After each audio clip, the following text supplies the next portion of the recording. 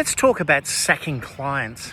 I was chatting to a bunch of PRs recently about the Pareto Rule, the 80-20 rule.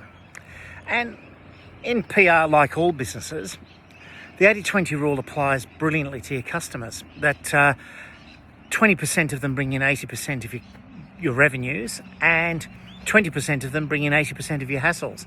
And it's usually not any overlap in that 20% that bring in the revenues and create the hassles.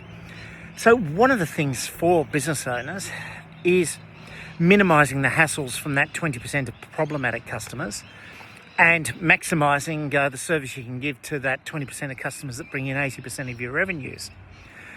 But there does come a point with that troublesome 20% where sometimes you've got to fire them. Sometimes you've got to muscle up and just say, look, I'm sorry, Boris, I'm sorry, Doris, but we don't want to work for you anymore.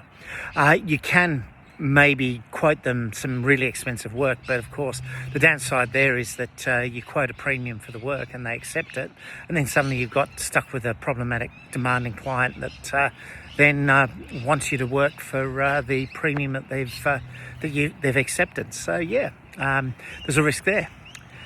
But yeah, being brutal about firing clients, and this is one of the things that one of the more experienced PRs was saying, was that, yeah, you've got to do it. When you've decided that you can't work for that client anymore, it's time to cut. It's time to move on and tell them, look, I'm sorry, we just can't work with you anymore. And yeah, be hard. Be interested in your thoughts on this. As a PR, do you regularly fire clients? How hard do you find it? And what's happened when you have fired clients? Leave a comment below and have a great one.